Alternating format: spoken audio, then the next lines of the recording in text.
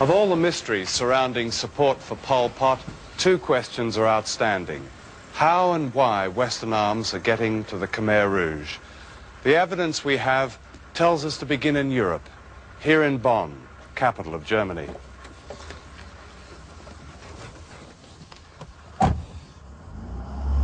What is the German connection with Cambodia? The West German government is still supporting the Khmer Rouge, or the coalition government. It's a totally immoral position, but the government can afford it because people don't know nothing about Cambodia and West Germany. And this is the political support, and then the more vital and more effective German support for the Khmer Rouge is a weapon called Armbrust, which is an anti-tank missile. It's a very effective weapon of the Khmer Rouge.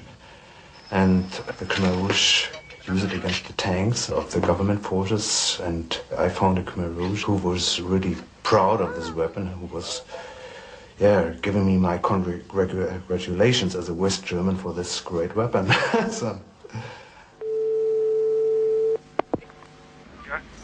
Hello, is that Mr. Palinko? Yes, speaking.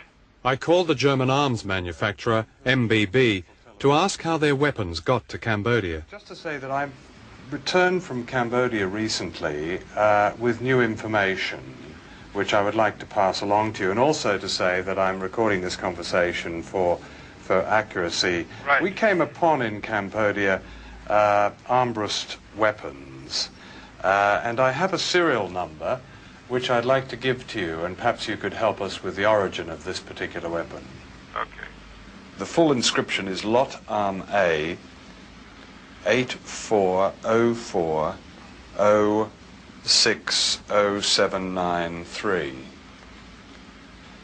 Well, we can't comment on the serial number because it's not our serial number. This had come about, the company spokesman revealed, because MBB had sold the license to make the weapon to a Belgian company called PRB, whose headquarters are in Brussels. PRB, like many in the arms business, has a secret life. It's owned by Astra, the huge British arms and fireworks company based in Ramsgate in Kent. The company is currently under investigation for contractual irregularities, fraud in other words. It also made part of the supergun that ended up in Iraq. This much is public knowledge. What is not known is PRB's links to Pol Pot. In 1981-82, the company arranged for Chartered Industries of Singapore to produce the German Armbrust weapon. We asked PRB to comment. Not only did they deny all knowledge of this weapon, they denied having anything to do with weapons at all. Il est notoire que la firme PRB, Poudrerie Réunie de Belgique, a des activités variées. Il y a d'ailleurs plusieurs départements au sein de PRB en matière de fabrication d'armes et de fabrication de munitions.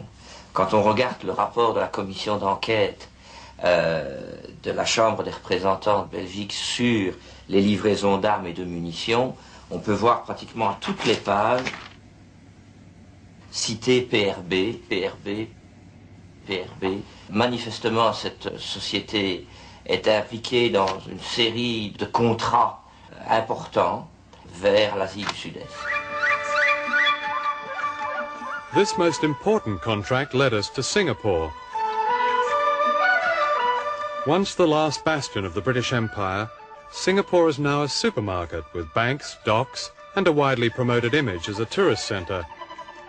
Run by the autocrat Lee Kuan Yew, Singapore is both America's and China's most active ally in Southeast Asia. For the past 11 years at the United Nations, Singapore has been the stalking horse of the trinity of Pol Pot, Washington and Peking.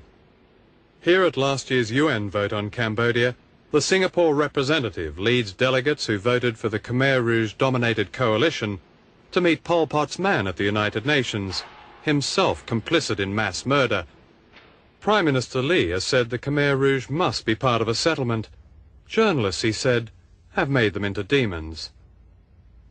The image that is certainly not promoted here is that of Singapore, arms capital of Asia, occupying an entire city block. All along here is the heavily guarded compound of Chartered Industries and shipped straight to the Cambodian guerrillas. We asked Chartered Industries for an interview, but like everyone in this business, they suffer from acute shyness. This is hardly surprising, as Chartered Industries is owned by the Singapore government. This means that Singapore is a prime mover in the flow of arms that end up with the Khmer Rouge. And it means that the Bush administration can continue its secret aid through Singapore, aid that breaks a law passed by Congress only last year. With Washington's backing, Singapore supplies the Cambodian guerrillas not only with German weapons, but also with this Swedish anti-tank weapon.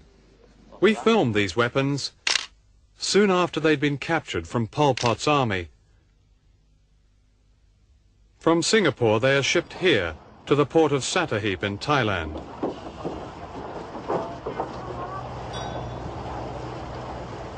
Thailand is critical to peace in Cambodia.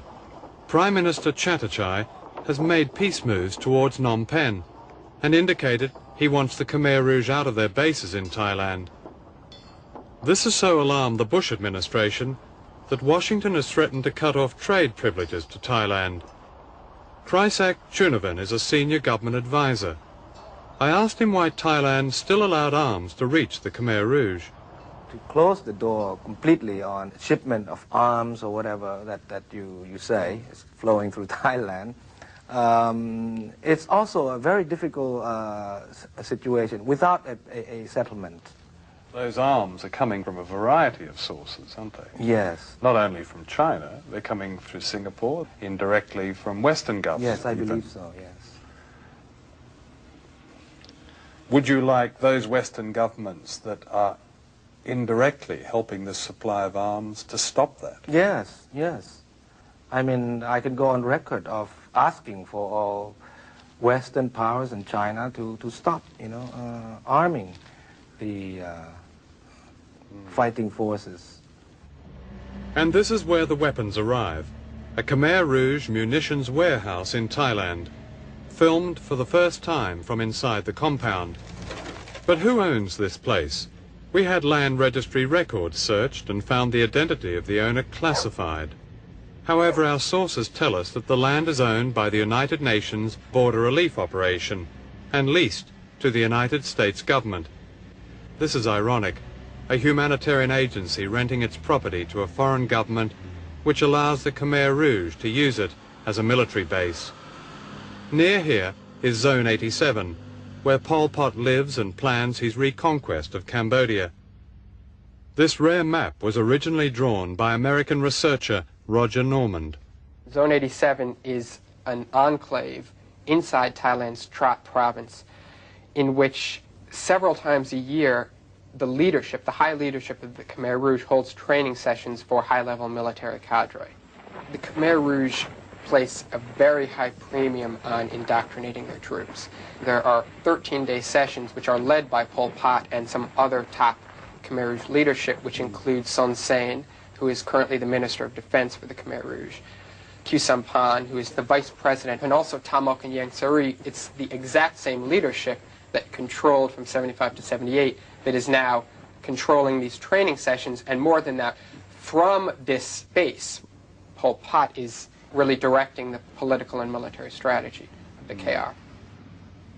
Pol Pot and his leadership are clearly important to the survival of the Khmer Rouge. Why don't you boot them out of Thailand? There's a few refugee camps that are in Thailand that are controlled by the Khmer Rouge. We are also afraid that if we do anything drastic to these civilians under their control, they will be pushed and dragged inside Cambodia altogether, and they will suffer a lot more. There was one incident that the UNBRO, the United Nations organizations who was running the camp there, that they wanted to move some of the refugees to another camp, but the Khmer Rouge didn't allow them. They prevented it with their weapons, that the families who wanted to go to a civilian camp, they couldn't go because they had to go to a military camp. In these camps, the people are used by the guerrilla groups both as hostages and a human shield. The camps are overseen by a clandestine Thai army unit called Task Force 838. which has funded and armed large